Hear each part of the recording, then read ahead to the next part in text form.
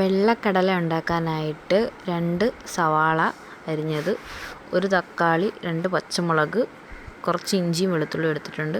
കുതിർത്ത് വെച്ച കടലയ്ക്കകത്തോട്ട് നമ്മൾ വെളുത്തുള്ളി, ഇഞ്ചി, സവാള പിന്നെ കുറച്ച് തക്കാളിയും കൂടെ ചേർത്ത് കൊടുക്കുക. 1 ടീസ്പൂൺ എരിവില്ലാത്ത മുളക് പൊടി, 2 സ്പൂൺ കൊറിയാണ്ടർ പൗഡർ, പിന്നെ 1 ടീസ്പൂൺ എരിവുള്ള മുളക് പൊടി, പിന്നെ കുറച്ച് മഞ്ഞൾപ്പൊടി, കുറച്ച് ഉലുവാപ്പൊടി,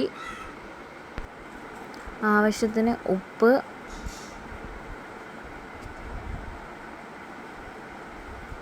കുറച്ച് വെളിച്ചെണ്ണ ഒഴിച്ച് കൊടുക്കുക. കറിവേപ്പില ഇട്ട് നന്നായിട്ട് കൈകൊണ്ട് മിക്സ് ചെയ്തെടുക്കുക.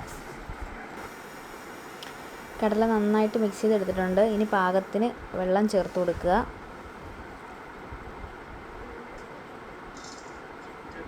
അഞ്ച് വിസിൽ കേൾക്കുന്നത് വരെ കടല നന്നായിട്ട് കുക്കറിൽ വേവിച്ചെടുക്കുക.